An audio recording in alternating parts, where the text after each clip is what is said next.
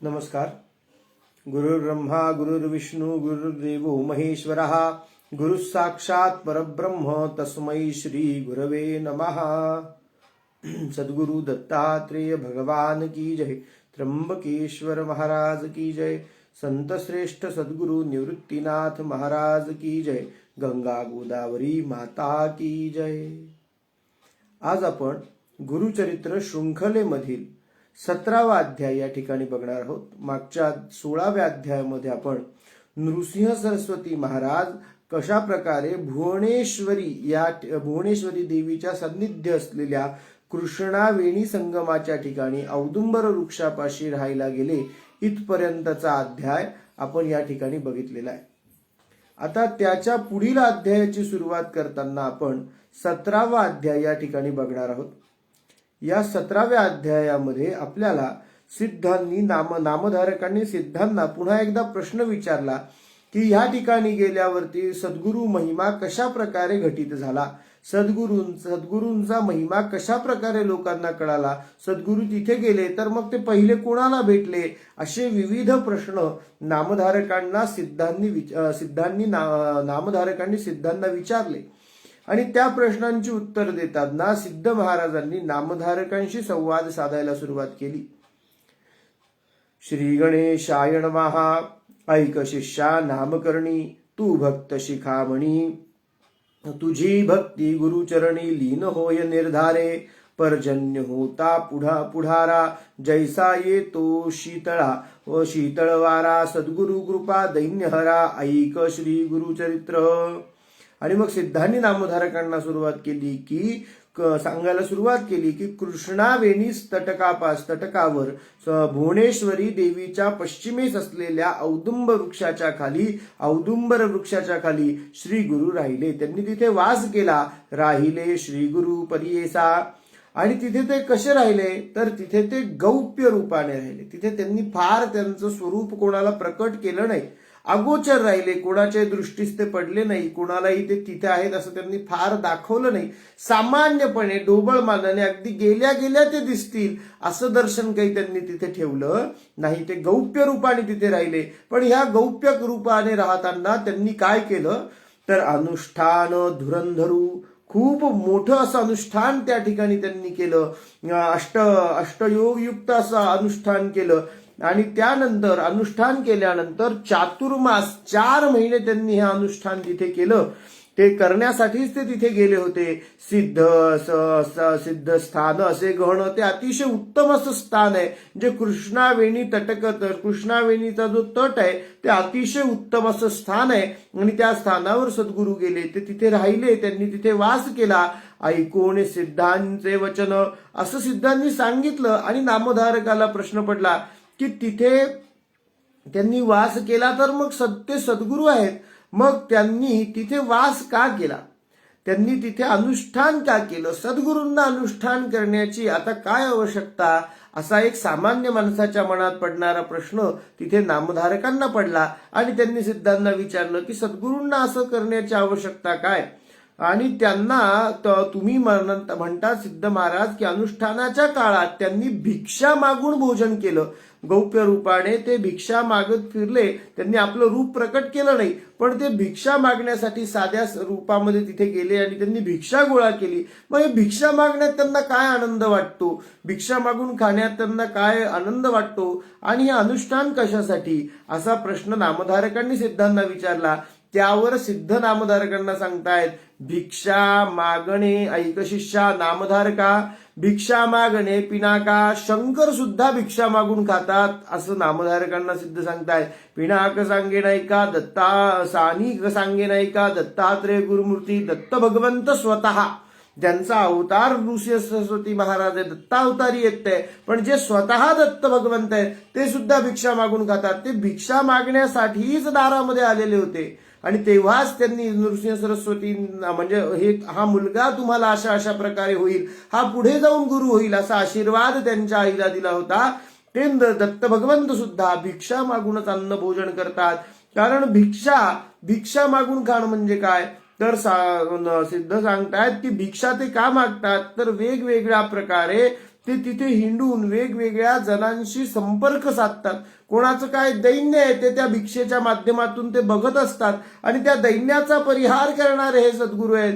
जो कोणी सात्विक पुरुष आहे, जो भिक्षा अतिशय आनंदाने देतो, जो याचं दान करतो, त्याचं दैन्य हरण करण्याचा प्रयत्न सद्गुरू या भिक्षेच्या माध्यमातून करत असतात. आणि ही सगळ्या प्रकारची आलेली भिक्षा फक्त उदरनिर्वाह म्हणून ते करत असतात. त्या भिक्षेला कुठली चव नाही, ते सगळं एकत्र करायचं. अशी कथा आहे की समर्थ रामदास स्वामी जेव्हा नाशिक क्षेत्रावरती वास करण्यासाठी होते तेव्हा त्या काळात समर्थ भिक्षा मागून आणायचे. ते गायत्री पुरस्चरण करायचे आणि ते करत असताना ती भिक्षा ते गंगेच्या त्या गोदावरीच्या पाण्यामध्ये धुवायचे.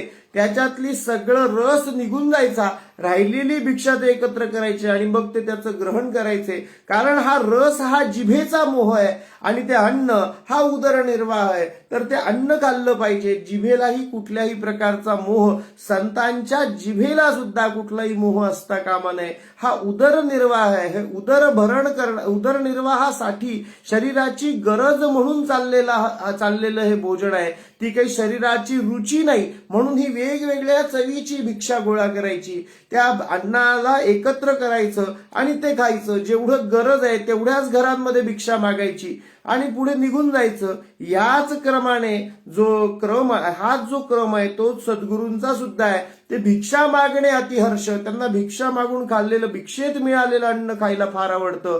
भिक्षा मागणे अतिहर्ष. आजही गाडगापुरामध्ये आपण गेलो तर दुपारच्या वेळेला सगळी लोक तिथे भिक्षा देण्यासाठी उभी असतात. कारण दत्त भगवंत कोणाच्या स्वरूपात येतील आणि ती भिक्षा ग्रहण करतील काही सांगता येत नाही.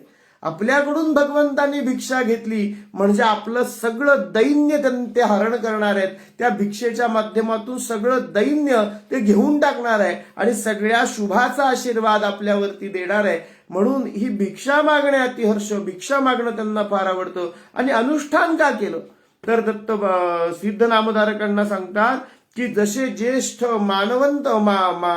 ज्येष्ठ माणसं वागतात तशीच पुढची पिढी त्याचा अनुसरण करत असते. तर म्हणून सिद्ध ते सद्गुरू जरी असले, सर्वात ज्येष्ठ जरी असले, सगळ्यात ताकदवान जरी असले तरी सुद्धा आचरण करताना ते सामान्यांना जे उपयुक्त आचरण आहे तेच आचरण स्वतः अंगीकार करतात की जेणेकरून ते बघून बाकीच्यांनीही तशाच प्रकारचं आचरण आपण आचरलं पाहिजे आणि त्याचा या सर्व समाजाला, या सर्व समागमाला चांगला उपयोग झाला पाहिजे. म्हणून ते स्वतःचंही आचरण देखील तशाच प्रकारचं ठेवतात. म्हणून त्यांनी स्वतःही अनुष्ठान केलं. आपण रजकाच्या कथेमध्ये सुद्धा हे पाहिलंय, धोब्याच्या कथेमध्ये, की सद्गुरू स्वतः अनुष्ठानाला जायचे की सगळ्यांनी तसं आचरण केलं पाहिजे. मोठी माणसं जसं आचरण करतात तसंच सामान्य माणसं आचरण ठेवत असतात. मग सद्गुरू सुद्धा आपलं आचरण अतिशय अनुष्ठानी, अतिशय व्रतप्रिय, अतिशय नियमबद्ध आणि अतिशय योग्य प्रकारे ठेवतात की ज्या क्रमाने हे आचरण सगळ्या समाजात रूढ झालं पाहिजे आणि ह्या आचरणाचा लाभ त्या सर्व समाजाला प्राप्त झाला पाहिजे. म्हणून सद्गुरूंनी तशा प्रकारे आचरण ठेवलं. पण सगळी जण सामान्यपणे येऊन बघतील तर असं व्हायला नको. म्हणून ते जिथे राहिले, कल्पवृक्षाच्या ठाई कोणी छायेला आलं तर त्याच्या सर्व इच्छा पूर्ण होतात. तसेच सद्गुरू आहेत. म्हणून ते दृष्टीस पडले तर ते दृष्टीस पडल्यावरती तिथे अनुष्ठानाला वेळ मग राहणार नाही. त्या दृष्टीस पडल्यानंतर एखाद्याचं दैन्य हरण झालं तर दैन्यवान जणांची यात्रा तिथे जमेल. मग असं होऊ नये म्हणून त्यांनी त्या झाडाच्या खाली आपलं स्वरूप प्रकट केलं नाही आणि गुप्त रूपाने ते राहिले. समस्त येऊनी मागती लपविता दिनकरासी गौप्य भाव या कारणार्थी. समस्त येऊनी मागती लपविता दिनकरासी केवी लपे तेजराशी. कस्तुरी ठेविता गौप्यसी सुगंध केवी गौप्य होय. अनेक सांगेन तुझ प्रती कल्पवृक्ष जेवी जगती. जेथे राहे तया क्षिती कल्पिले मिळतसे. या कारणे तया स्थानी सांगेन तुझ विस्तारोनी. प्रकट झाले गुरुमुनी एक चित्ते परियेसा. पण कितीही सूर्याला झाकण्याचा प्रयत्न केला तरी सूर्य काही झाकला जात नाही. आणि मग तशाच प्रकारे गुरूंचा महिमा त्याग प्रकट गौप्य रूपातून सुद्धा दिसायला लागला. आणि मग गुरु म्हणून त्या झाडाच्या इथे प्रकट झाले आणि ते तिथे प्रकट होऊन बसले करवीर क्षेत्र नगरात. तिथे कशा प्रकारे ते प्रकट झाले तर ते सांगण्याची कथा मग सिद्ध नामधारकांना सांगतात की तिथे एक ब्राह्मण होता. करवीर क्षेत्र नगरात एक ब्राह्मण राहायचा. त्या ब्राह्मणाला तो ब्राह्मण अतिशय शास्त्र निपुण होता. वेदशास्त्र, तर्कशास्त्र, व्याकरण या सगळ्यांमध्ये निपुण होता, निष्णात होता. अगदी सुंदर असं त्याचं अन्निक कर्म होतं. रोज स्नान संध्या वंदन करणारा होता. अतिशय आस्तिक होता. कर्मयोगी रत असं त्याचं वर्णन केलंय गुरुचरित्रामध्ये की कर्ममार्गी रत होता. आणि असा जो ब्राह्मण, त्या ब्राह्मणाला कालांतराने एका पुत्राची प्राप्ती झाली. पण झालं असं की तो पुत्र मंदमती जन्माला आला. त्याला काही समजत नव्हतं, त्याला काही करता यायचं नाही, त्याला विद्या ग्रहण व्हायची नाही. आणि थोड्याच काळामध्ये हा जो ब्राह्मण होता हा स्वतः आणि याची पत्नी असे त्या पुत्राचे दोन्ही माता आणि पिता दोघही मरण पावले आणि तो पुत्र एकटा राहिला. पण त्याला विद्या ग्रहणाची आस खूप होती. त्याला विद्या ग्रहण व्हावी असं वाटायचं.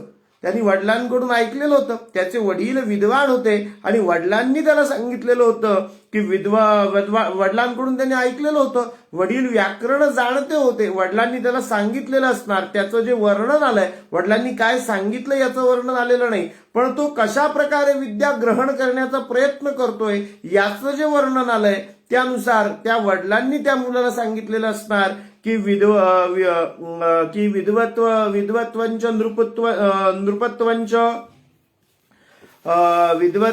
नृपत्वंच एव तुल्ये कदाचन स्वदेशे पूज्यते राजा विद्वान सर्वत्र पूज्यते. म्हणजे विद्वान नृपत्व म्हणजे राजा आणि नृप म्हणजे राजा आणि विद्वान या दोघांची तुलना होऊ शकत नाही.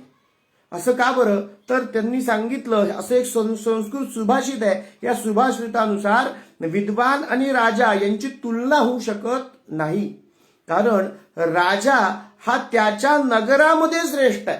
जिथे त्याचा हुकूम चालतो, जिथे त्याचं राज्य आहे तिथे तो श्रेष्ठ आहे. त्याचं श्रेष्ठत्व त्या नगराच्या बाहेर कमी आहे तेवढं नाही आहे. पण विद्वान हा त्या नगरातही श्रेष्ठ आहे आणि तो त्या नगराच्या बाहेर गेला तरी सुद्धा श्रेष्ठ आहे. कारण विद्या ही चोरून नेता येत नाही, ती आपल्या गाठीशी तशीच राहते. विद्येने एखादी लक्ष्मी प्राप्त केली तर ते धन चोरून नेता येईल, पण विद्या जाईल का? विद्या जाणार नाही. विद्या ही शाश्वत आहे, तर विद्या चोरून नेता येत नाही. त्यामुळे विद्वान सर्वत्र पूजला जातो, त्याची सर्वत्र पूजा होते. अशा प्रकारे सर्व त्या वडिलांनी त्या मुलाला सांगितलेलं असणार. कारण त्याचं इथे आलेलं वर्णन असं आहे की तया ग्रामी तो काय करायचा, आपण शिके जेथे सांगती अध्ययन. किती उत्तम आहे बघा, कसं त्याचं वागणं कसं ते बघा. त्याला विद्या किती ग्रहण होते हा मुद्दा नाही, असं जे वर्णन आलंय त्याच्यात सांगितलंय जेथे सांगती अध्ययन आपण शिके जाऊन. ह्या दोन ओळी खूप महत्वाच्या आहेत की जेथे सांगती अध्ययन, कुठेही अध्ययन चालू असेल तर तो जाऊन शिकायचा. तो काय करायचा, तिथे जाऊन शिकण्याचा प्रयत्न करायचा.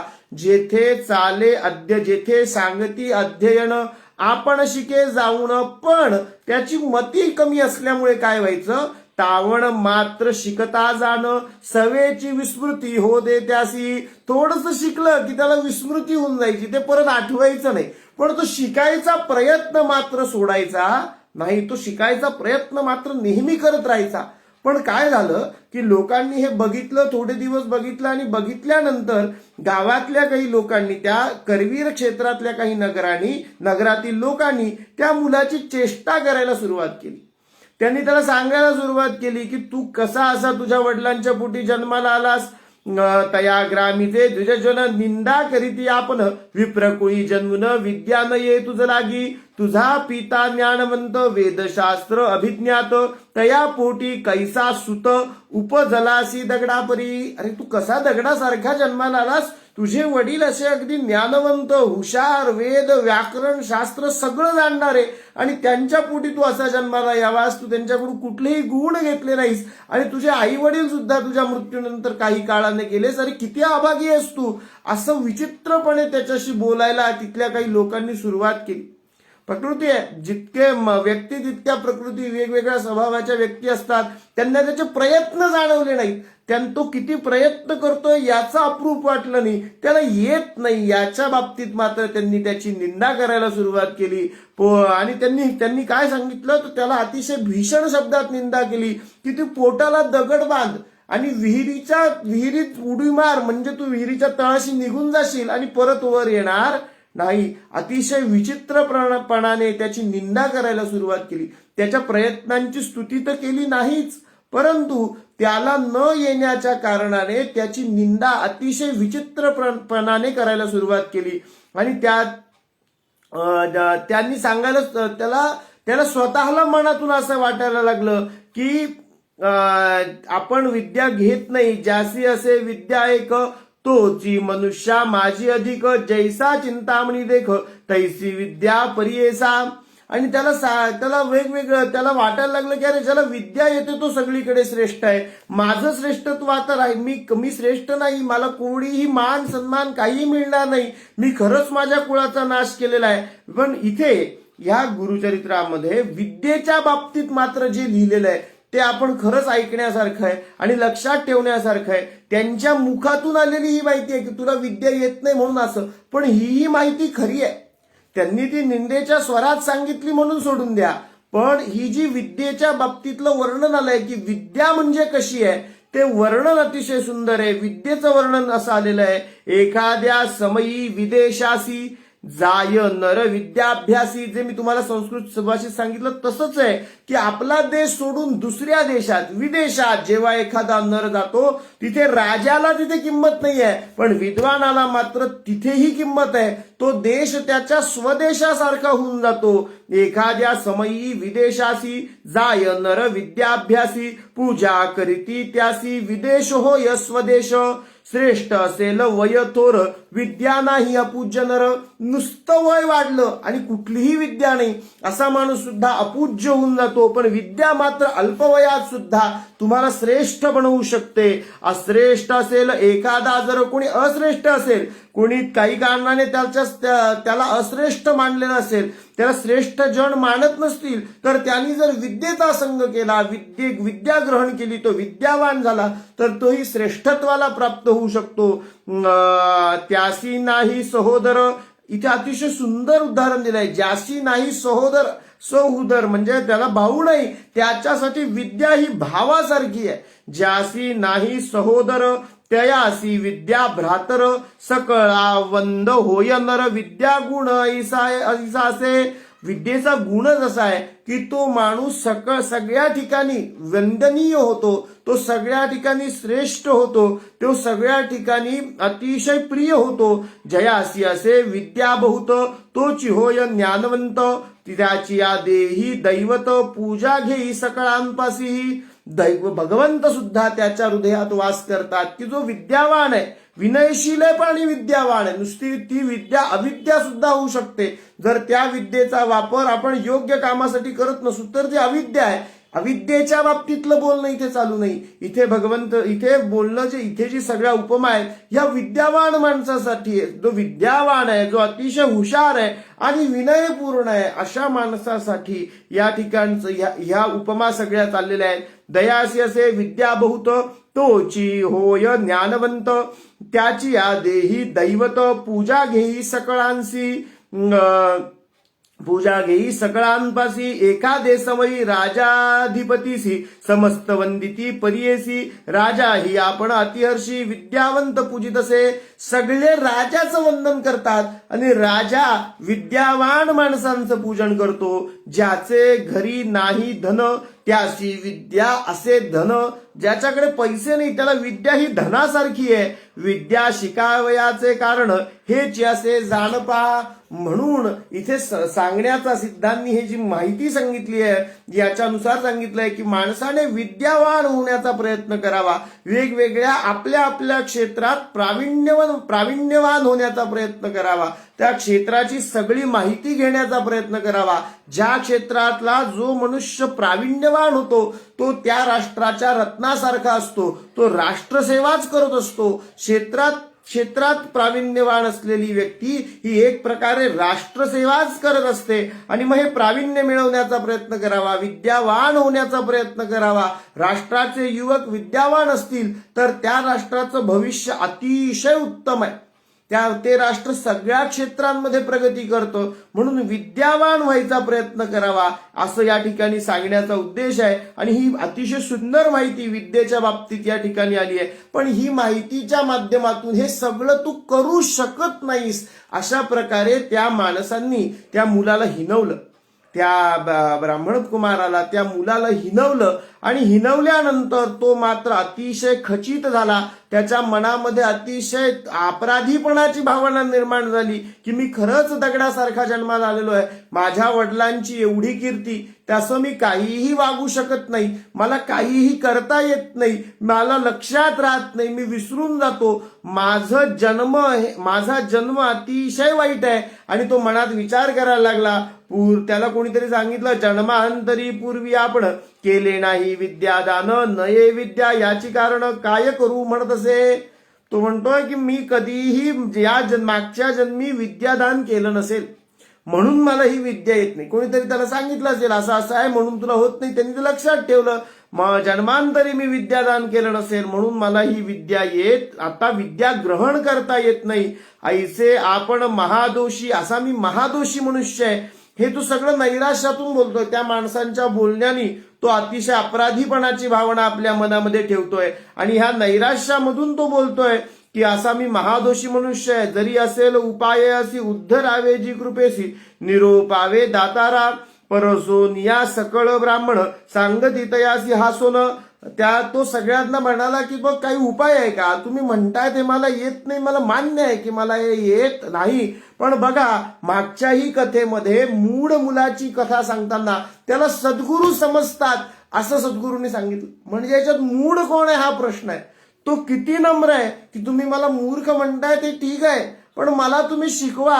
हे जर तो म्हणू शकतो तर त्याला मूढ कसं म्हणावं, त्याला अविद्यावान कसं म्हणावं. यांच्यातलं निंदा करणारा अविद्यावान आहे की जो मला तुम्ही शिकवा अशा विनयतेने स्वतःचं अश्रेष्ठत्व मान्य करतोय आणि विनयतेने शिकण्याची इच्छा दर्शवतोय तो अविद्यावान आहे. हा खरा इथे मुख्य प्रश्न आहे की निंदा करणारा विद्यावान आहे की विद्येची मागणी करणारा अविद्यवान आहे. याच्यातलं मूर्ख कोण आहे हा खरा प्रश्न इथे सिद्ध या संवादातून उपस्थित करताय की याच्यावर आपण विचार करायला पाहिजे की या कथेमध्ये अविद्यवान कोण आहे. त्याच्या प्रयत्नांची प्रशंसा करण्यापेक्षा त्याला हिणवणारी मंडळी अविद्यावान आहे. ते खरं अविद्यावान आहेत की जो स्वतः आपलं अश्रेष्ठत्व मान्य करून त्या निंदकांना सुद्धा म्हणतोय की तुमच्याकडे काही उपाय असेल तर मला सांगा, माझ्यावरती कृपा करा. हा म्हणणारा मुलगा अविद्यावान आहे. पण त्यांनी त्याची चेष्टाच केली आणि चेष्टा केल्यानंतर त्याला सांगितलं, हसून म्हणाले तया सांगती हासोनी, पुढे होईल पुढे जनन तधी येईल विद्या तुते, तुझं कैचा विद्याभ्यास पशु केवळ नरवेश, भिक्षा मागुनी उदरपोष असे मूर्ख कुळनाशक. ऐसे निचोत्तरेसी बोलती द्विजलोक त्यासी, वैराग्य धरुणी मानसी निघाला असे अरण्यात. अतिशय विचित्र प्रकारे त्याला बोलायला सुरुवात केली की अरे तू पशु आहेस, तू पशु आहेस केवळ, मग तर तुझा नराचा वेश आहे, तू प्राण्यांसारखा आहे, तुला काही येत नाही. तू भिक्षा, हा शब्द इथे भीक या शब्दाने वापरलेला आहे. तू भीक मागून भर तुझं पोट, अरे किती मूर्ख मनुष्य आहेस तू. अशा वेगवेगळ्या प्रकारे त्याला हिणवलं. त्याच्यासाठी इथे शब्द आलाय ऐसे निचोत्तरेसी, म्हणजे नीचपणाने अगदी त्याच्याशी बोलले ती माणसं. तो बिचारा अतिशय क्लेशदायक त्याच्या मनात अतिशय क्लेश उत्पन्न झाला आणि या क्लेशयुक्त अंतःकरणाने तो अरण्याकडे जंगलामध्ये जायला निघाला की ह्या माणसांमध्ये मी राहण्याच्या योग्य नाही, मी इथून बाहेर निघून जातो. तो बाहेर जायला निघाला. मनी झाला खेदे खिन्न म्हणे आता त्याजिन प्राण समस्त ठेविती दूषण काय उपाय वाचून या. आणि त्यांनी मनाशी निश्चय केला की मी माझा प्राणत्याग आता करणार आहे, मी हे जीवन संपवून टाकणार आहे. आता तो ह्या मानसिकतेने पुढे जायला निघाला. पशु झालो मतिहीने आता वाचून काय करणे. मतिहीन पशुसारखा मी झालेलो आहे, माझं जीवन आता वाचून काही उपयोग नाही. आणि असा करत करत करत करत तो पुढे चालत राहिला. भिल्लवाडी ग्रामासी आला तो नरपर्येसी. आणि तिथून तो चालत चालत चालत भिल्लवाडी ग्रामापर्यंत आला. त्याच्या गावातून चालत चालत भिन्नवडी ग्रामापर्यंत तो आला तो नरपर्येसी अन्न न घेई उपवासी. त्यांनी कुठलंही अन्न ग्रहण केलं नव्हतं. एवढ्या चालण्याच्या काळात कुठलंही अन्न पाणी काही ग्रहण केलेलं नाही आणि तसाच चालत चालत तो तिथपर्यंत आला. जेथे असे जगन्माता. आणि तिथे कोणाचं मंदिर आहे तर भुवनेश्वरी मातेचं मंदिर आहे, जगन्मातेचं मंदिर आहे. तो तिथे आला. भुवनेश्वरी विख्याता तेथे पावला त्वरिता. तिथे गेला आणि त्यांनी ते मंदिर बघितलं आणि देवीला हात जोडून नमस्कार करायला लागला. तेथे असे जगन्माता भुवनेश्वरी विख्याता करी दर्शन देवीचे न करी स्नान संध्या देखा अपारी करतसे दुःख देख न करी स्नान संध्या देख अपारी करतसे दुःख देवद्वारा सन्मुख धरणे घेतले तयाने. आणि तो तिथेच दरवाजामध्ये बसला. अतिशय रडत रडत दुःखांतःकरणाने देवीच्या द्वारा समोर तिथेच तो बसला. येणेपरी दिवस तिन्ही निर्वाण मन करोनी अन्नोदक त्याजोनी बैसला होता तो द्विज. 3 दिवस अन्न आणि उदक, अन्नोदक म्हणजे अन्न आणि पाणी दोघांचाही त्याग करून त्याच जागेवर 3 दिवस देवीच्या दारासमोर बसून राहिला. अतिशय खिन्न अंतःकरणाने बसून राहिला. येणेपरी नो हे स्वप्न त्याला गोनी म्हणोनिको पेतो बहुमनी. आणि त्याची अशी इच्छा होती की भगवती आपल्या स्वप्नातील, जिच्याकडे बघत आपण बसून राहिलेलो आहे, जिथून आपण हललेलो नाही, तर ही भगवती आपल्या स्वप्नातील आपल्याला दर्शन देईल आणि हीच आपल्याला उत्तम योग्य असा मार्ग, ह्या माझ्या निराशेतून बाहेर काढण्याचा योग्य मार्ग ही जगन्माता असलेली भुवनेश्वरी आपल्याला सांगेल. बघा, परत विचार करण्याची गोष्ट आहे की जो भगवतीकडे इतक्या सश्रद्धतेने बघतोय तो मूर्ख आहे, की जो भगवंताला दूषण देत असतो तो मूर्ख आहे. असा पुन्हा प्रश्न इथे सद्गुरू आपल्या समोर सिद्ध या संवादातून आपल्या समोर उपस्थित करतायत की तो भुवनेश्वरी मातेकडे सश्रद्धतेने बघत राहिला, तिथे बसून राहिला आणि त्याची अपेक्षा आहे की ही भगवती माता, ही जगन्माता भुवनेश्वरी, भुवनाची ईश्वरी आपल्या मनामध्ये येईल, आपल्या स्वप्नात येईल आणि आपल्याला ह्या भूतलावरच्या पुढील क्रमाचा मार्ग आपल्याला सांगेल की कशा प्रकारे पुढे मी इथे माझं आयुष्य व्यतीत केलं पाहिजे. याचा मार्ग ही भुवनेश्वरी, भुवनाची ईश्वरी असलेली जगन्माता मला सांगेल. ही माता आहे. या देवी सर्व भूतेषु मातृरूपेण संस्थिता. नमस्तस्यै नमस्तस्यै नमस्तस्यै नमो नमः. या सर्व भूतांची असलेली, भुवनाची असलेली ईश्वरी, जी या सर्व भूतांना म्हणजे इथे अस्तित्वात असलेल्या सर्व जणांची कारक आहे, या सर्व जणांना सांभाळणारी आहे, अशी ही माता आपल्यावरती कृपा करेल अशी त्याची भावना होती. तो 3 दिवस त्याच्यासाठी अन्नोदक त्याजून, अन्नोदकाचा त्याग करून तिथेच बसून राहिला. आणि पण त्याला तसं काही झालं नाही. 3ऱ्या दिवशी मात्र तो उद्विग्न झाला की माता मला, आणि तो म्हणू लागला, म्हणे अंबा भवानी का उपेक्षिसी मज लागी आक्रंदोनी तये वेळी शस्त्रे घेऊनी प्रबळी आपली जिव्हा तात्काळी छेदून वाहे तिचे चरणी. आणि तो म्हणू लागला की माते, मला अशी इच्छा होती की तू येशील, हे करशील, पण तेही काही होईना.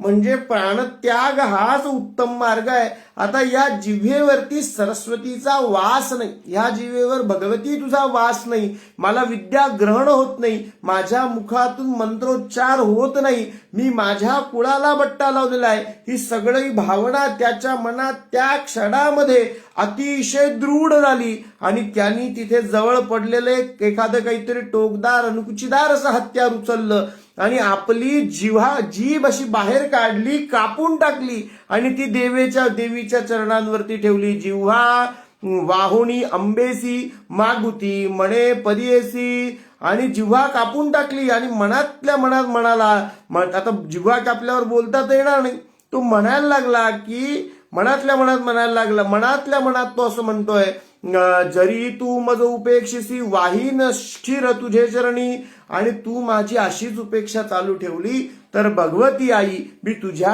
चरणांवरती हे मस्तक सुद्धा कापून ठेवेल. ऐसे निर्वाण मानसी, असं सगळं मनात म्हणत क्रमिता झाली असे निशी, तो सगळं असं मनात नैराश्यपूर्ण. भगवती सुद्धा आपली आता कृपा काळजी घेत नाही.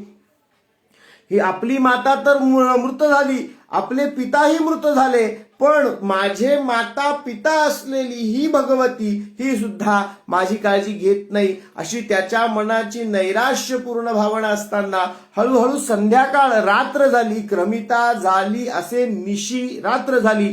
स्वप्न झाले तयासी, पण त्या रात्री मात्र त्याला स्वप्न पडलं. आणि कसं स्वप्न पडलं ऐका समस्त श्रोते हो, सगळ्यांनी ऐका की त्याला कशा प्रकारचं स्वप्न पडलं. ऐक बाळा ब्रह्मचारी, भगवती त्याच्या स्वप्नात अतिशय सुंदर अशा रूपामध्ये त्याच्या स्वप्नात प्रकट झाली. ती भुवनेश्वरी माता स्वतः त्याच्या स्वप्नात आली आणि माता त्याला सांगते, ऐक बाळा ब्रह्मचारी आक्रोशसी आम्हावर तू चिडलास, माझ्यावरती तू सकाळी चिडून तुझी जिव्हा अर्पण केली, पण मी तुला सांगते की ही जी तुझ्या विद्या न येण्याची समस्या आहे, हिचं उत्तर माझ्याकडे नाही.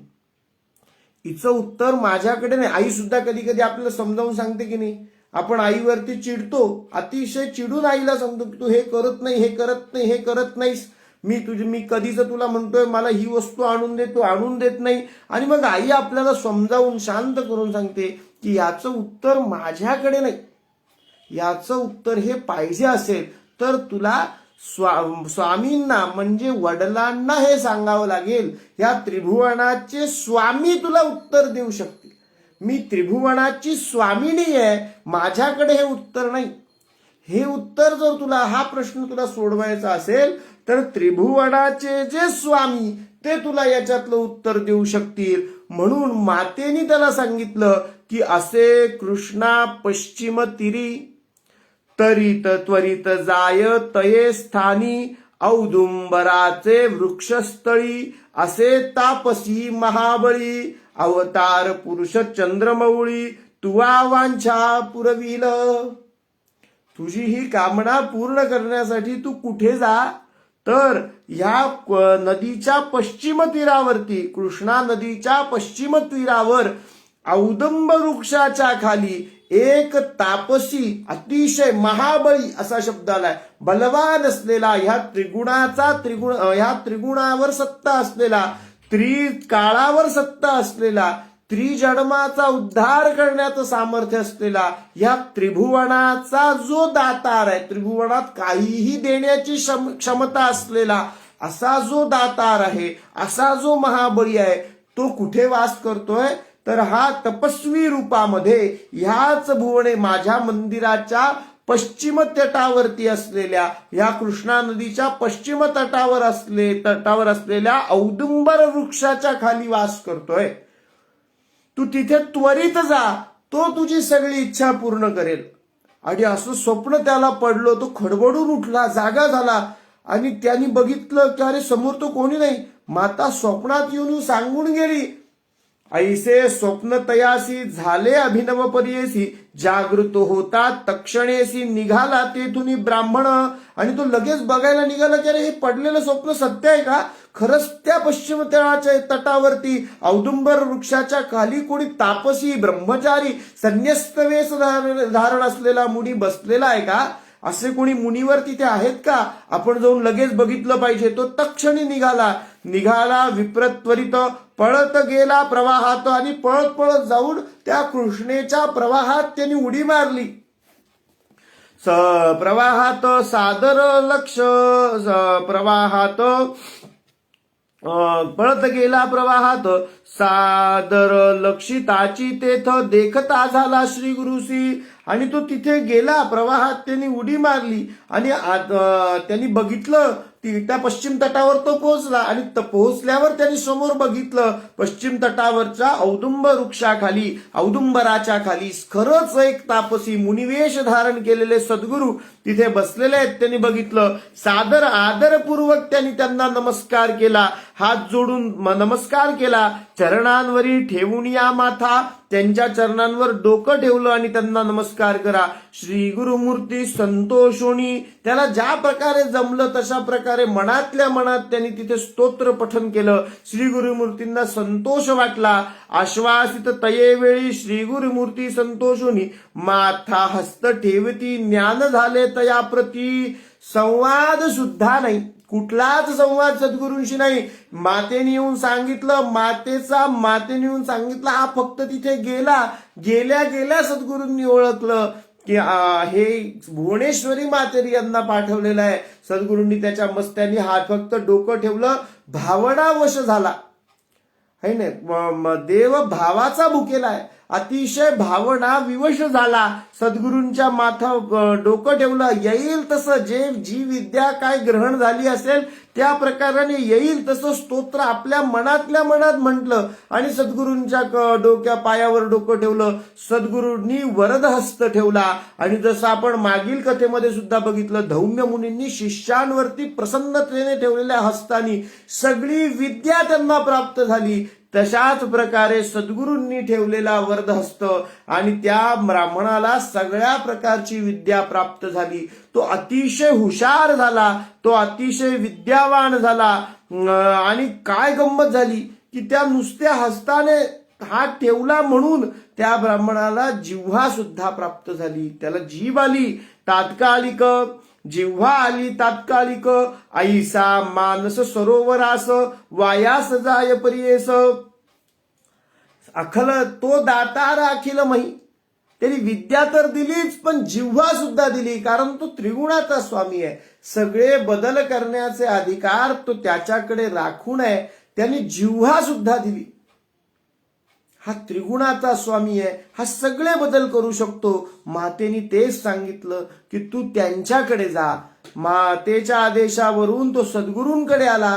सद्गुरूंनी फक्त वरदहस्त ठेवला, सगळी विद्या प्राप्त झाली आणि जिव्हा सुद्धा प्राप्त झाली. जैसा मानस सरोवरास वायास जाय परियेस, तो होय राजहंस. एखादा कावळा, अशी कथा सांगते अशी की कावळा जर मानस सरोवरामध्ये जाऊन आंघोळ करता झाला तर तो निघताना राजहंस होऊन निघतो.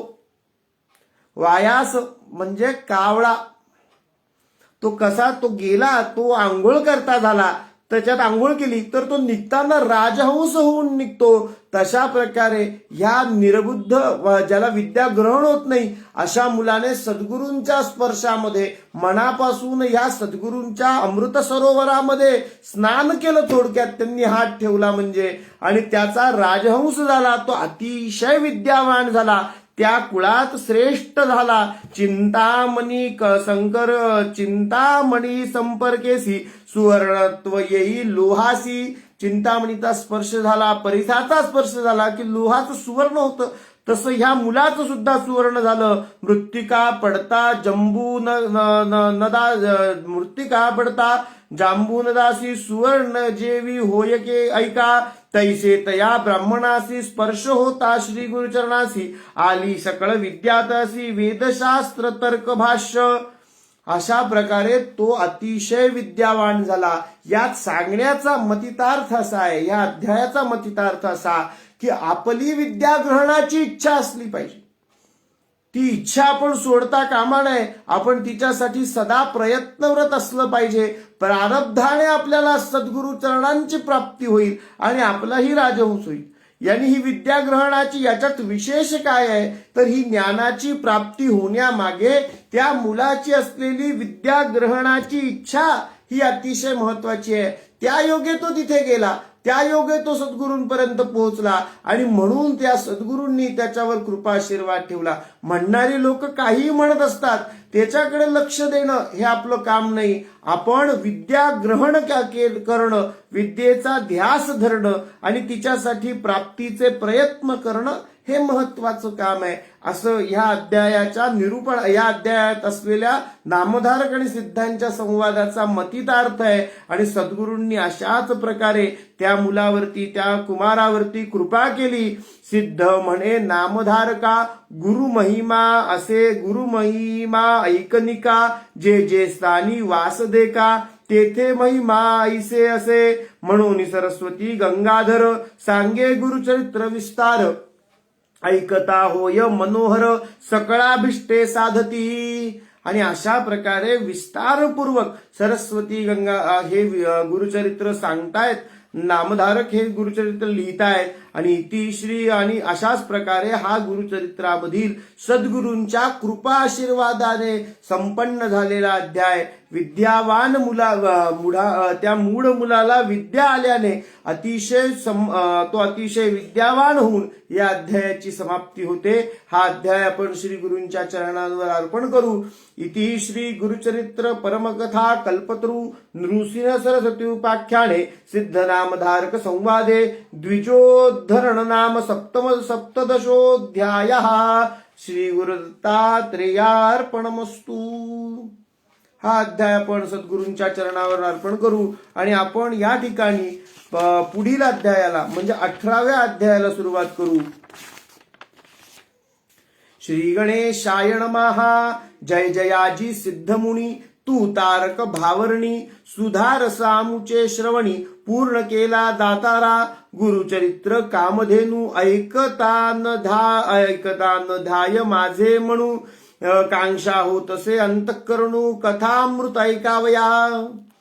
17 हा अध्याय श्रवण झाल्यानंतर, ही कथा ऐकल्यानंतर नामधारकांच्या मनातली मात्र सद्गुरूंचं महिमान ऐकण्याची इच्छा, सद्गुरूंचा महिमा, सद्गुरूंच्या कथा, सद्गुरूंची कृपा ऐकण्याची इच्छा काही शमन होत नाही. आणि म्हणून नामधारकांनी पुन्हा सिद्धांना विचारलंय की अजून काही पुढे घडलंय का, हे सुद्धा पुन्हा विस्तारपूर्वक सांगा. माझं मन तिथे अडकलेलं आहे, हे ऐकण्याची अजून माझी इच्छा आहे. माझ्या सद्गुरूंच्या कृपेची, सद्गुरूंचा महिमा ऐकण्याची जी कानांची तृष्णा आहे ती काय अजून शमन होत नाही.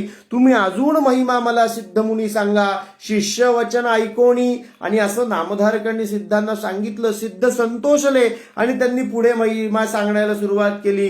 संतोषले सिद्धमुनी सांगतात विस्तारोणी, ऐका श्रोते एकचित्ते.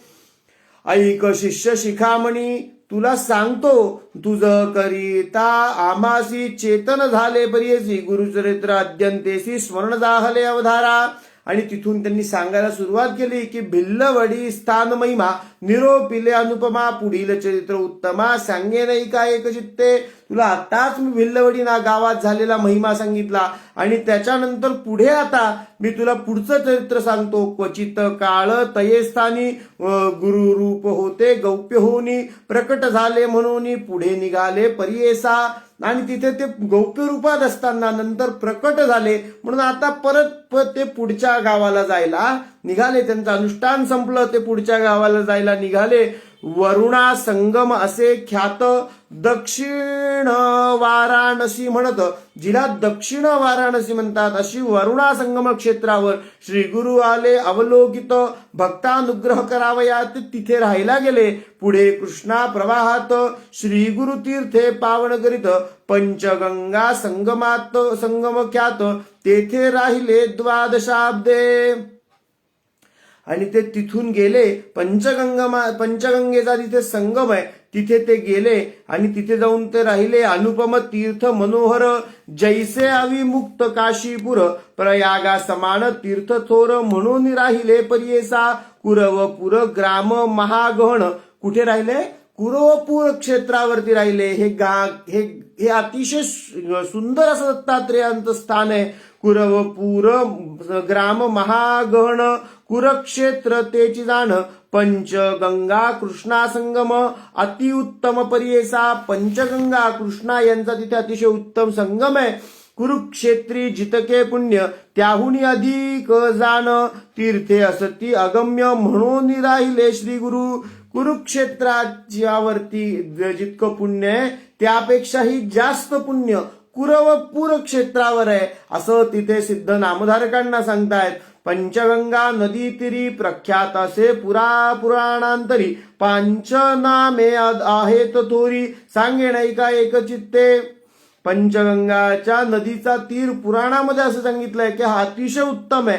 शिवा, भद्रा, भोगावती, कुंभी नदी, सरस्वती अशा ज्या 5 नद्या आहेत, शिवा, भद्रा आणि भोगावती, कुंभी आणि सरस्वती या 5 नद्यांचा संगम, त्याचं नाव पंचगंगा. पंचगंगा नामे विख्याती, महापातके संहारिती, ऐशा प्रख्यात पंचगंगा.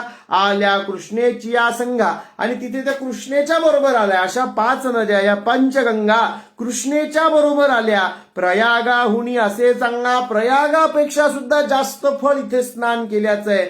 आई जैसा प्रयाग संगम तैसे स्थान मनोहर, वृक्ष असे औदुंबरू प्रख्यात जाना कल्पतरू. तिथे एक औदुंबराचा वृक्ष आहे आणि तो कल्पतरूच आहे. तुम्ही त्याच्या समोर उभं राहून जी कुठली मनोकामना मागाल ती तुमची पूर्ण होणार आहे असा करण्यासारखा असलेला तो वृक्ष.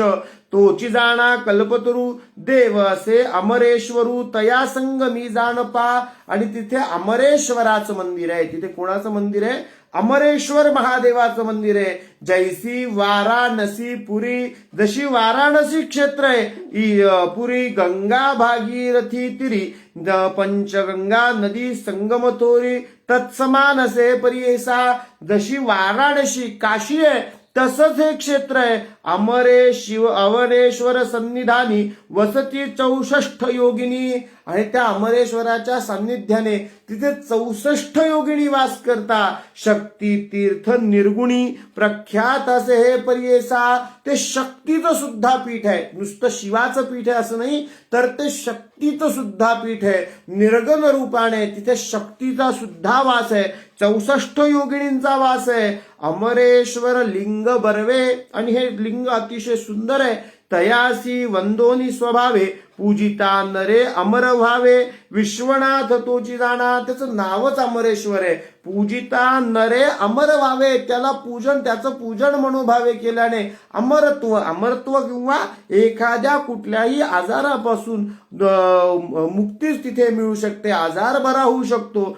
अमरेश्वर तप्रयागी करिता माघ स्नान, जे पुण्य होय साधन, शतगुण होय त्याहून एक स्नाने परियेसा. जसं प्रयागात स्नान केल्याने पुण्य आहे त्याच्यापेक्षा 100 पट पुण्य कुठे आहे? तर ह्या कुरवपूर क्षेत्रावर स्नान केल्याने आहे. सहज नदी संगमात प्रयागा समान विख्यात, अमरेश्वर परब्रह्म सत्य तया स्थानी वसतसे. प्रत्यक्ष परब्रह्म तिथे वास करतो. अशा प्रकारे या स्थानावर या कारणे तया स्थानी तीर्थ कोटी तीर्थ असती निर्गुणी, वाहे गंगा दक्षिणी वेणी सहित निरंतर. अमित तीर्थे तया स्थानी सांगता विस्तार पुराणी, अष्टतीर्थे असती गुणी तया कृष्णा प्रवाहात. तिथे 8 तीर्थांचा वास आहे. उत्तर दिशेला उत्तर दिशे असे देखा, वाहे कृष्णा पश्चिम मुखा, शुक्ल तीर्थ नाम एक शुक्ल तीर्थ आहे. ब्रह्महत्या पापे जाती, त्याच्यात स्नान केलं की ब्रह्महत्येसारखी पापे सुद्धा जातात. औदुंबर सन्निधेसी 3 तीर्थे परियेसी, औदुंबराच्या सन्निध्यात 3 तीर्थ आहे. एकाहुनी एकाधिकेसी तीर्थ असे मनोहर. पहिल्याचं नाव आहे पापविनाशी. काय नाव आहे पहिल्या तीर्थाचं? पापविनाशी तीर्थ. पापविनाशी काम्य तीर्थ, पापविनाशी, आणि दुसरं आहे काम्य तीर्थ, आणि तिसरं आहे सिद्ध, तिसरं आहे वरद तीर्थ. पापविनाशी तीर्थ, काम्य तीर्थ आणि वरद तीर्थ असे 3 तीर्थ तिथे आहेत. अमरेश्वर सन्निधार्थ अनुपम तीर्थे असती पै पुढे संगमष्ट कुळात प्रयाग तीर्थ असे ख्यात. अजून प्रयाग नावाचं तीर्थ आहे आणि शक्ती तीर्थ, अमरतीर्थ, कोटी तीर्थ परियेसा अशा प्रकारची अष्टतीर्थ, शक्ती तीर्थ, प्रयाग तीर्थ, शक्ती तीर्थ आणि कोटी तीर्थ हे 3 आणि मगाशी सांगितलेले 5 असे 8 तीर्थ तिथे आहेत. तीर्थे असती अपारी सांगता असे विस्तारी या कारणे श्री गुरु त्यापुरी राहिले तेथे द्वादशाब्दे. आणि म्हणून तिथे सद्गुरूंनी वास केला. सांगता असे विस्तारी या कारणे श्री गुरु त्यापुरी कृष्णा वेणी नदी दोन्ही पंचगंगा मिळवणी सप्तगंगा संगम सगुणी. कृष्णा आणि वेणी यांचा आधी संगम आहे आणि पुढे या पंचगंगा त्याच्यात मिळाला. अशा 7 नद्यांचा संगम म्हणजे सप्तगंगा संगम असा सगुण रूपात जो दिसू शकतो असा 7 गंगेंचा संगम तिथे झालेला आहे. असं उत्तमात उत्तम तीर्थ हे कुरवपूर क्षेत्र आहे. हे कुरवपूर क्षेत्र कसं आहे? उत्तमात उत्तम आहे. उत्तमापेक्षाही उत्तम. प्रयागात स्नान करण्याचं 100 पट फळ आहे असं सांगितलंय. इतकं हे पुण्य, हे तीर्थ महत्वाचं आहे. काय सांगो महिमा त्याचा ब्रह्मत्यादी पातके जळून निजाती स्नाने के ऐसे सिद्ध स्नान निके सकळ अभिष्ट होती तेथे. सगळं अभिष्ट तिथे साध्य होतं. जे पाहिजे ते सगळं देण्याची, मिळण्याची, प्राप्त होण्याची तिथे क्षमता आहे. काय सांगो त्याचा महिमा अनेक द्यावया नाही उपमा. आता उपमाही नाही सांगायला, काय महिमा वर्णवावा, इतका अनुपम असा महिमा आहे. साक्षात जाणा दर्शन मात्रे द्यावयास नाही उपमा. दर्श काय सांगो त्याचा महिमा अनेक द्यावया नाही उपमा. दर्शन मात्रे होती काम्या स्नान फळ काय वर्णू. फक्त नुसतं त्या संगमाला बघितलं तरी इच्छा पूर्ण होतात. मग स्नानाचं फळ तर तुम्हाला काय सांगू, अतिशय उत्तम असं फळ आहे. साक्षात जाणा कल्पतरू वृक्ष असे औदुंबरू गौप्य होता अगोचरू राहिले श्री गुरु तये स्थानी. जन भक्त जन तारणार्थ होणार असे तीर्थ प्रख्यात राहिले तेथे श्री गुरुनाथ म्हणून प्रकट जाहले असता पुढे वर्तमानी. तो जो औदुंबर होता तो पहिले तिथे अगोचर होता, तो दिसत नव्हताच. पण श्री गुरूंनी तिथे वास केल्यानंतर या भक्तजनांच्या उद्धारासाठी हा औदुंबर सुद्धा एक प्रख्यात आणि उत्तम असं तीर्थ होईल म्हणून तो काय झाला, गोचर झाला. आपल्या सगळ्यांना दर्शनासाठी तिथे सगुण झाला, सगुण रूपात उपलब्ध झाला. भक्तजन तारणार्थ होणार असे तीर्थ प्रख्यात राहिले तेथे श्री गुरुनाथ म्हणून प्रकट जाहले. म्हणून तो औदुंबर दिसायला लागला. अशा त्या कल्पतरू औदुंबराचं तिथे गेल्यावर दर्शन केलंच पाहिजे. असता पुढे वर्तमानी भिक्षा करावया प्रतिदिनी अमरपुरा म्हणजे ग्रामी जाती श्री गुरुपरियेसा. आणि तिथून ते प्रतिदिन रोज अमरपूर नावाच्या ग्रामामध्ये भिक्षा मागण्यासाठी जायचे. आता त्या अमरपूर नावाच्या ग्रामामध्ये अशी घटना घडली की तया ग्रामी एक द्विज, तिथे एक द्विज होता.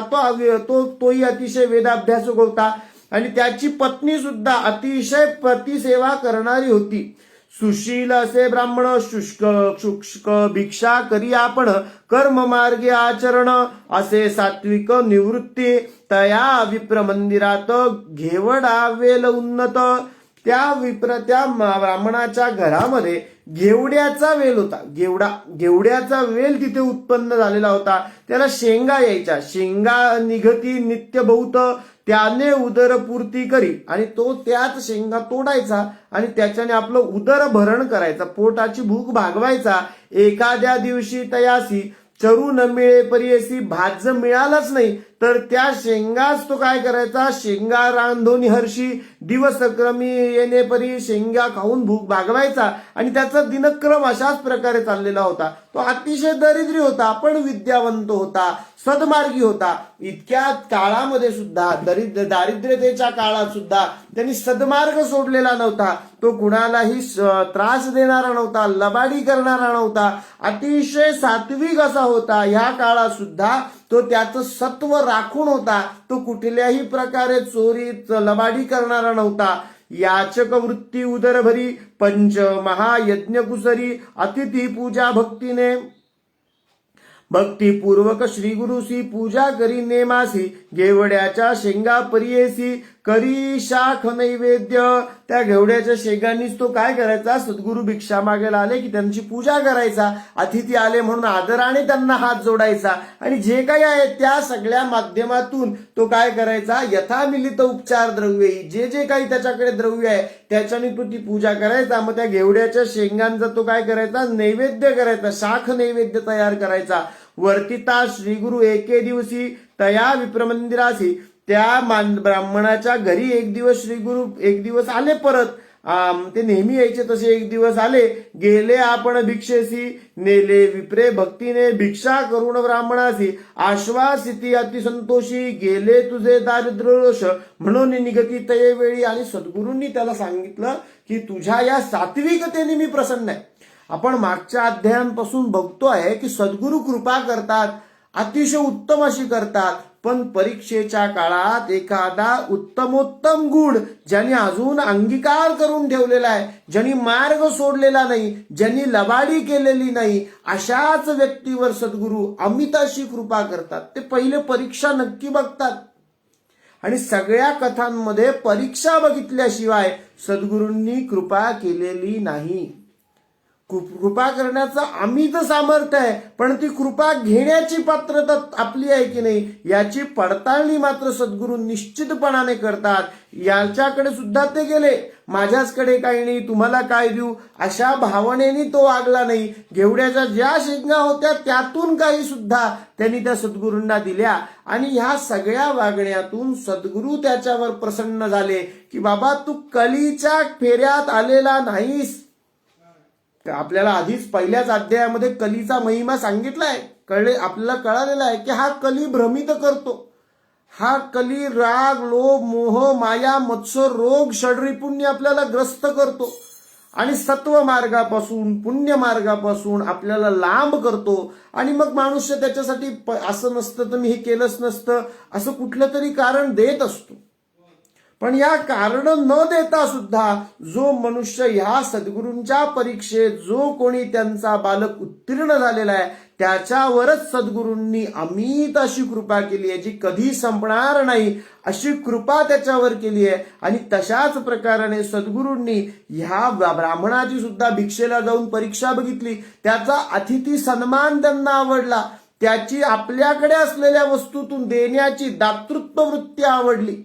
दातृत्व हे त्या वस्तूवर अवलंबून नाहीये, ती वस्तू आपल्यासाठी किती महत्वाची आहे आणि तरी आपण देतोय तर हे खरं मोठं दान आहे की नाही. एखाद्यासाठी एखाद्या रस्त्यावर भीक मागणाऱ्या माणसाने जर 10 रुपये एखाद्या देवाची पालखी चालली आहे म्हणून तिच्यात टाकले तर आणि एखाद्या धनवान माणसाने ते 10 रुपये टाकले तर या 10 रुपयाची किंमत म्हणजे ज्याची जी काही प्राइस आहे ती 10 रुपये, पण जी व्हॅल्यू आहे त्याचं जे महत्व आहे ते मात्र प्रचंड आहे. त्यांनी टाकलेल्या 10 रुपयाची व्हॅल्यू जास्त आहे आणि यांनी टाकलेल्या 10 रुपयाची व्हॅल्यू कमी आहे, त्याचं मूल्य कमी आहे, व्हॅल्यू कमी आहे. त्याची किंमत जी प्राइस असते ती 10च आहे, पण त्याचं जे मूल्य आहे ते मात्र कसं आहे त्याच्या बाबतीत जास्त आहे, कारण त्याच्यानी त्याचं पोट भरणार होतं ते न भरता त्यांनी दिलेलं आहे. त्या दिवसाचं जेवण त्याला त्याच्यानी मिळणार होतं ते सगळं त्यांनी दान केलंय. मग तशाच प्रकारे सद्गुरू बघतायत की याला सुद्धा हा काही याचक आहे, हा काही धनाढ्य नाही, पण हा त्याच्याकडे असलेल्या मधून सुद्धा माझ्यासाठी नैवेद्य बनवतो, त्यातूनही भिक्षा देतो आणि भिक्षा देताना कपाळावर आड्या ठेवत नाही. सत्व भावनेने घरी अतिथी आल्याच्या अतिशय हर्षामध्ये आनंदामध्ये हे देतो. आणि ह्या वेळेसची भिक्षा सद्गुरूंनी घेतली आणि घेतल्यानंतर त्याला आशीर्वाद दिला की तुझे सगळे दैन्य दोष निघून जातील, सगळे दैन्य दोष निघून जातील, गेले तुझे दारिद्र्य दोष म्हणून निगती तये वेळी तया विप्र गृहात जो का होता वेल उन्नत. त्याच्या घरात जो मोठा असा वेल वाढलेला होता घेवड्याचा, जो का होता वेल उन्नत अंग, जो का होता वेल उन्नत घेवडा नामे विख्यात अंगण सर्व वेष्टिले, तो सर्व अंगणभर त्याचं जेवढं मोठं अंगण होतं सगळीकडे पसरलेला होता. त्याला खूप शेंगा यायच्या आणि त्याच्यावरच त्याचा उदरनिर्वाह जास्त वेळच होत होता. त्या वेळाचे बुड मूळ सद्गुरूंनी काय केलं, त्याचं जे मूळ होतं श्री गुरु छेदिती तात्काळ, आणि त्यांनी ते मुळापासून तो वेळ कापून टाकून देती समूळ गेले आपण संगमासी, तो तोडून टाकला आणि निघून गेले. विप्रवनिता तये वेळी, त्याची पत्नी मात्र तेवढी सद्गुरूंची क्षमता समजण्यासारखी नव्हती. ती बिचारी साधी होती. ती अतिशय विलाप करायला लागली, ती मोठमोठ्याने रडायला लागली. तये दुःख करीती पुत्र सकाळी, त्याची मुलं सुद्धा विलाप करायला लागली. म्हणती पहा हो दैवबळी, कैसे देवे केले आम्हा. अहो हे काय झालं, आपण यांचं एवढं आदरातिथ्य केलं आणि हे आपल्याबद्दल काय करून गेले. भगवंताची क्षमता त्यांना समजली नाही, सद्गुरूंची क्षमता त्यांना कळाली नाही. आम्ही तया यतीश्वरासी, काय उपद्रव केला त्यासी, छेदिले आमुच्या ग्रासासी, टाकून दिले भूमीवरी. आमचा वेल तोडून टाकला आणि जमिनीवर टाकला. आम्ही असं काय केलं होतं ह्या यतीश्वराचं, ह्या साधूंचं, ह्या मुनीश्वरांचं आम्ही काय केलं होतं. ऐशा परी ती नारी दुःख करी अनिवारी, विनाकारण ती खूप दुःख करायला लागली. पुरुष तिचा कोपेवरी, तिचा पती मात्र तिच्यावरती चिडला. तो म्हणाला रडू नकोस, शांत हो, काही झालेलं नाहीये. अनिवारी, विनाकारण रडू नकोस. म्हणे प्रारब्ध प्रमाण, प्रारब्ध हेच प्रमाण आहे असं तू मान. हेच होणार होतं, जे झालंय ते सद्गुरूंनी केलंय, ते अतिशय योग्यच केलंय. याच्या मागे काहीतरी कारण आहे. आपण हे कारण समजावून घेऊ. तू विनाकारण हा विलाप करू नको, तू रडणं पहिले बंद कर. म्हणे पुरुषतीचा कोपेवरी, म्हणे प्रारब्ध प्रमाण, भ्रातार म्हणे तयेवेळी, जे होणार जयाकाळी, निमित्त करी चंद्रमौळी. तया अधीन विश्वजान, जे होणार ते होणारच होतं. चंद्र निमित्त आहेत हे आलेले यतीश्वर, हे होण्याचं निमित्त आहे. ह्याच्या मागे काहीतरी कारण असेल. त्यांच्या अधीन हे विश्व आहे. विश्वव्यापक नारायण, हे सगळीकडे तेच व्याप्त आहे. हे झाडाचं मूळ कापलं ना, याच्यामध्ये सुद्धा तेच आहे. त्यांनी हे केलंय, याच्या मागे काहीतरी निश्चित कारण आहे. ते कारण आपण समजावून घेऊ. तू अनिवार्य विनाकारण हा विलाप करू नकोस. तू रडणं पहिले तुझं बंद कर. काय आहे ते आपण समजून घेऊ. आणि मग तशा प्रकारे त्यांनी दोघांनी सुद्धा, तरी तिचा विलाप वेगवेगळ्या प्रकाराने चालूच होता. त्याने अजून नानाविध प्रकाराने त्या स्त्रीला समजवण्याचा प्रयत्न केला, तिला शांत करण्याचा प्रयत्न केला. पण तिचं चालूच होतं की आमचं सगळं तोडून टाकलं, हे अशा प्रकारे केलं. का बरं तोडून टाकलं आम्हाला काही कळत नाही. ग्राम घेतला म्हणत असे तो. पण मग तो पती मात्र म्हणत होता की तो तार कामासी, म्हणून याले भिक्षेसी, नेले आमुच्या दारिद्र्यासी. आणि काय झालं की त्यांनी 84 लक्ष जीवांशी, स्थूल सूक्ष्म समस्तांशी निर्माण केले आहारासी. उत्पत्ती केली तदनंतर रंकराया एकदृष्टी, करोणी पोषिती हे सृष्टी. आमुचे प्रारब्ध असे वोखटी, तैसे फळ आपणासी. तो तिला सांगायला लागला, समजून सांगायला लागला की त्यांच्या दृष्टीने रंक, गरीब आणि राजा हे सगळे सारखे आहेत. त्यांच्या दृष्टीने हे सगळे समान आहे. ते कोणालाही रंक समजत नाही, कोणाला राजा समजत नाही. त्यांच्या दृष्टीने सगळे समान आहे. तो सगळ्या सृष्टीचा निर्माता आहे. आमचे प्रारब्ध वोखटी, तैसे फळ आपणासी. जैसे माझं प्रारब्ध आहे तसं फळ ते मला मिळत आहे, ते त्यांच्या निमित्ताने मिळत आहे. मग ते आता चांगलं आहे की वाईट आहे हा दोष नाही. आणि त्यांना तर तू दूषण देऊच नको, असं वेगवेगळ्या नाना प्रकारे तो तिला सांगायला लागला. पूर्वजन्मी निक्षेपण, सुकृत दुष्कृत असे जाण, भोगुणी आपुले आपण, पुढिली यावरी काय बोल, आपुले दैव असतावणे, आपुल्या बोला ती मूर्खपणे, जे पेरिले ते भक्षणे, कवणा बोल सांगे मज. तो तिला सांगायला लागला की कर्म कसं आहे. आपण मागील अध्यायात सुद्धा बघितलंय, हा कर्म विपाक सांगतोय तो की कर्म कसं आहे. तर कर्म पहिले क्रियमान आहे, नंतर कर्म संचित आहे, नंतर कर्म प्रारब्ध आहे. मग तो सांगतोय की जसं माझं मागे केलेलं कर्म आहे, हे कर्म ज्या प्रकाराने राहिलं, हे जे कर्म पूर्ण झालं नाही ते प्रारब्ध रूपाने आता माझ्या समोर येऊन उभं राहिलंय. जसे माझे पूर्वजन्मीचे कर्म, पूर्वजन्मी निक्षेपण, सुकृत दुष्कृत असे जाणं, जसं चांगलं वाईट कर्म असेल भोगणे आपले आपण, मग त्याचा जो परिपाक आहे तो आता भोगायचा आहे. मग हा जर दुष्कृत्य कर्माने मला भोग उत्पन्न होणार असेल तर हा कापलेला जो वेल आहे हा योग्यच आहे, मला तेच मिळणार होतं, ते माझ्या पदरात पडतंय. तू उगच वाईट साईड बोलू नको, याच्याने पुढचं संचित तयार होईल आणि तुझे पाप, तुला अजून तू दोषाची वाटेकरी होशील. तू काही बोलू नको, तू शांत राहा. आपुले दैव असता उणे, आपुल्या बोलाती मूर्खपणे, जे पेरिले ते भक्षणे. तो तिला समजून सांगतोय की अशाच प्रकारे होणार आहे. बोल ठेविसी ईश्वरासी, आपुले अर्जित न विचारसी. तू फक्त त्या मुनीश्वरांवरती बोल ठेवते की त्यांनी असं केलं, मी सेवा केली. अगं हे सांगू नकोस, मागे काय झालंय हे तुला माहिती नाही. मागच्या कर्मात तू काय केलंयस हे तुला माहित नाही. आपण जे अर्जित म्हणजे जे आपण टाकून ठेवलंय त्याची तुला कल्पना नाही, त्याच्याप्रमाणे फळ येत आहे. तू त्यांना बोल ठेवू नकोस. ग्राम ग्राम ग्रास घेतला म्हणसी, अविद्या माया वेष्टोनी. त्यांनी आपला घास काढून घेतला, ज्याच्याने उदरभरण होतं, असा शेवगा तोडून टाकला असं तू म्हणतेस. कारण तू अविद्येने वेष्टन झालेली आहेस, तुझ्या मनाचा ताबा अविद्येने घेतलेला आहे आणि म्हणून तुझ्या मुखातून असे बोल येत आहे. तो तारक आम्हासी, अगं तो तर आमचा तारक आहे, तो तर आमचा तारक आहे. म्हणून आले भिक्षेसी, आणि म्हणून तो भिक्षेसाठी आला. मी मगाशी सांगितलं भिक्षा का बरं, तर सगळं दारिद्र्य दुःख घेऊन जाण्यासाठी ही भिक्षा आहे. त्या अन्नातून, त्या घरातून येणाऱ्या ती जी भिक्षा सद्गुरू घेतात, त्या भिक्षेच्या माध्यमातून ते खरं म्हणजे सर्व भक्तांचं दारिद्र्य घेतात, दुःख घेतात, त्यांच्या पीडा घेतात, त्याचं शमन करतात. म्हणून आला भिक्षेसी, नेले आमुच्या दारिद्र्यासी, तो चितारी आता आम्हा, येणे परी स्त्रियेसी, संबोधित परियेसी. अशा प्रकारे त्या स्त्रीला नाना प्रकारे वेगवेगळ्या तत्वज्ञानाने तिच्या पतीने समजवून सांगण्याचा प्रयत्न केला की अगं बाई, तू असं करू नकोस, तू सद्गुरूंना दूषण देऊ नकोस. काढुनी वेल शाखेसी, टाकीता झाला गंगेत.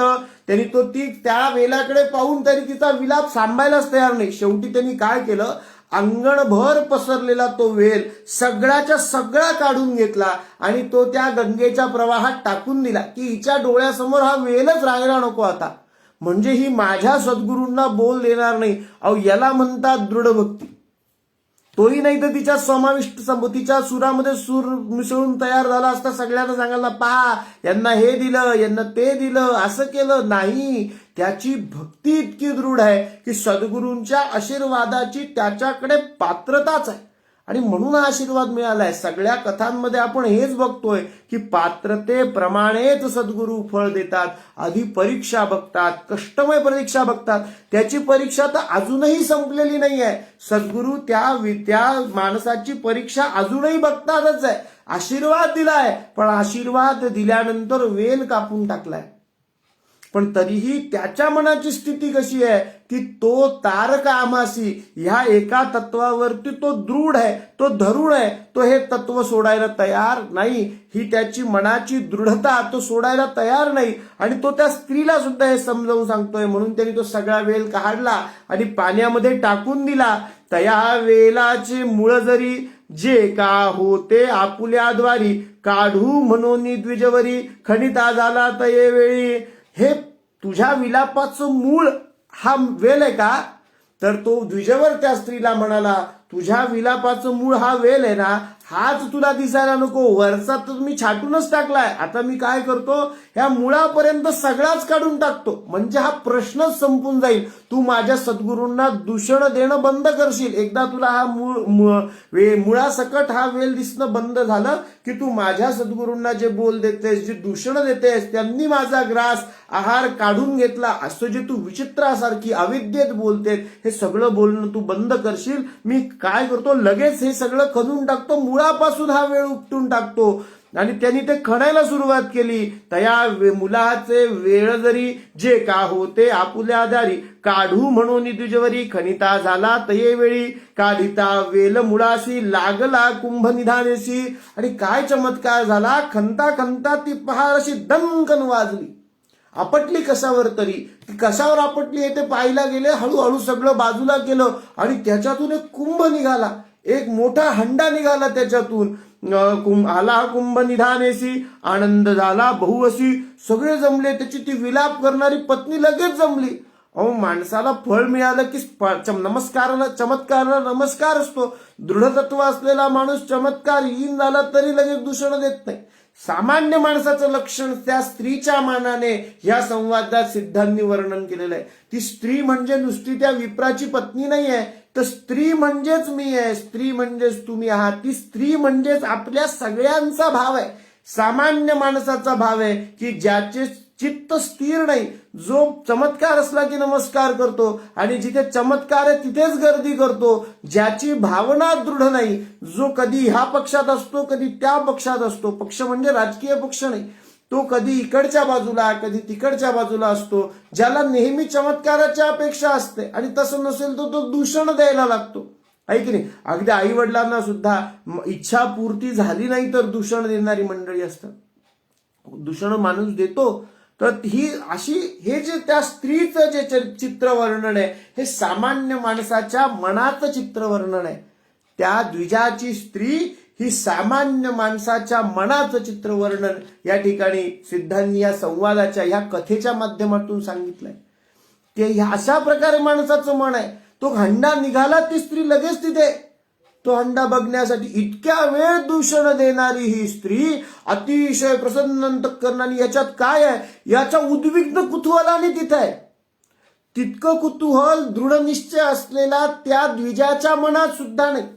इतक्या कुतूहलाने ती स्त्रीत आहे. आणि याच्या पुढची गोष्ट जी इथे 2 ओळींच्या मध्ये काही लिहिलेलं असतं ते इथे लिहिलेलं आहे. काय आहे तर त्याच्यात पुढे जाऊन धन निघालं म्हणून भाग सोडून द्या.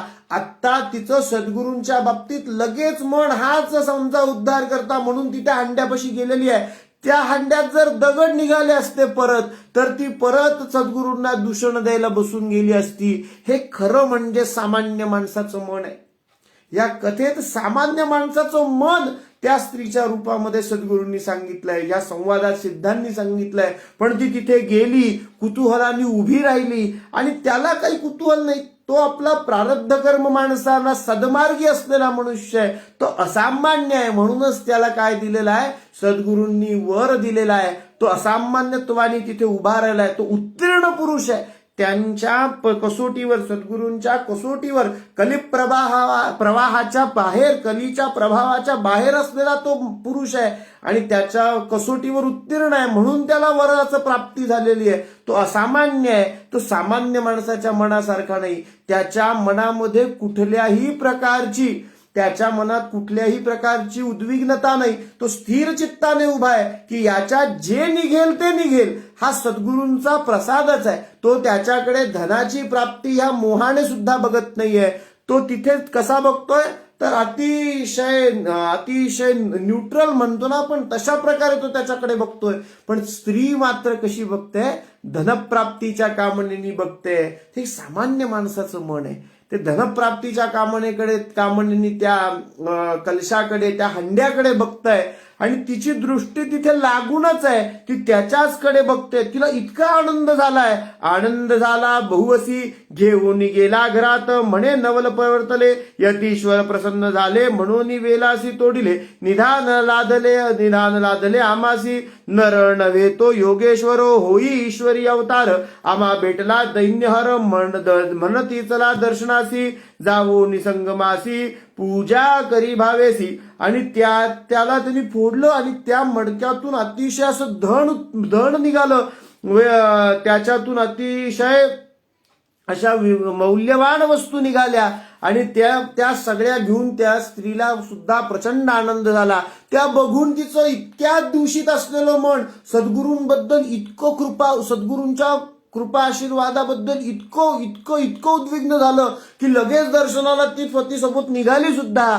म्हणे जाऊनी संगमी गुरुपाशी पूजा करीती भावेसी वृत्तांत सांगिला तयेसी तये वेळी हर्षयुक्त श्री गुरु म्हणती तयासी तुम्ही हे न सांगावे कवणासी अखंड लक्ष्मी तुमचे वंशी आम्हा प्रकटता जाईल ऐशा परी द्विजासी सांगती श्री गुरुपरियेसी सुखी रासावे आपुल्या गृहासी पुत्र पौत्री नांदावे ऐसावर लाधोनी गेला घरी तो ब्राह्मण श्री गुरुकृपा ऐसी जाण दर्शन मात्रे दैन्यहर ज्यासी होईल गुरुकृपा त्यासी कैसे दैन्य बापा कल्पवृक्ष आश्रय करिता विघ्न कैसे तया घरी। आणि अशा प्रकारे ह्या कल्पवृक्षाच्या आश्रयाला ज्याला या सद्गुरूंचा वरदहस्त प्राप्त झालाय त्रिभुवनाच्या स्वामी त्रिभुवनाचा जो स्वामी त्याचा ज्यांना वर आहे त्याला कुठल्या प्रकारची अडचण होणार आहे तर कुठली अडचण होणार नाही। पण श्री गुरूंनी विशेष करून सांगितलं की हे कोणालाही तुम्ही सांगत बसू नका, फार कोणाला हे सांगू नका, तुमच्या घरातली लक्ष्मी मला माझ्याबद्दल हे कसं धन प्राप्त झालं सांगाल तर निघून जाईल। सद्गुरूंना कुठल्याही प्रकारे त्यांची प्रसिद्धी व्हावी अशी अपेक्षा नाही, त्यांनी फक्त त्याची परीक्षा बघितली आणि त्याचं दैन्य हरण केलं। आणि मग सिद्ध म्हणे सिद्ध नामधारकांना म्हणतात गुरु महिमा आहे ऐसा, अरे नामधारका हा गुरु महिमा असाच आहे, गुरु महिमा आहे ऐसा भजावे मनोभावेसी कामधेनू तुझे घरी। जो ह्या सद्गुरूंचं मनोभावे पूजन करतो त्याच्या घरात कामधेनूच आहे, त्यांच्याकडे बघून फक्त काही मागितलं तर ते प्राप्त होईल अशी कामधेनूच त्याच्या घरात प्राप्त होते। गंगाधराचा नंदन सांगे गुरुचरित्र विस्तारोण पुढील कथा अमृतपान ऐका श्रोते एकचित्ते। आणि अशा प्रकारे सद्गुरूंच्या भक्तीचा हा विस्तार बघून सद्गुरूंनी त्या ब्राह्मणावर केलेली कृपा बघून त्याच्या दृढ भक्तीची परीक्षा बघून त्याला मिळालेला उपहार प्राप्त झाला आणि या प्रकारे सद्गुरूंच्या गुरुभक्तीचा असलेला हा 18वा अध्याय या ठिकाणी पूर्ण झाला। हा अध्याय आपण सद्गुरूंच्या चरणांवरती अर्पण करू, सद्गुरूंचं थोडंसं भजन करू आणि ह्या आजच्या आजचा जो हा अध्याय वर्णनाचा निरूपणाचा जो प्रयत्न आहे त्याचा समारोप करू। इति श्री गुरुचरित्र परमकथा कल्पतरु नृसिंह सरस्वत्योपाख्याने सिद्धनामधारक संवादे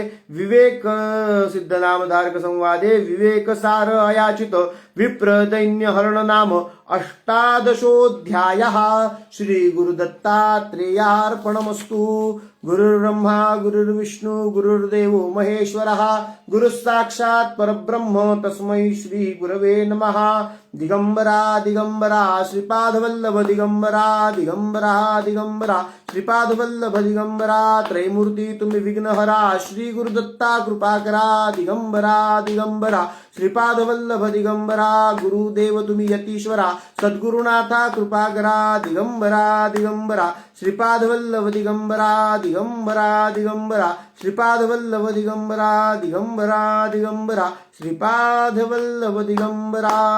अवधूत चिंतन श्री गुरुदेव दत्त सद्गुरु स्वामी महाराज की जय।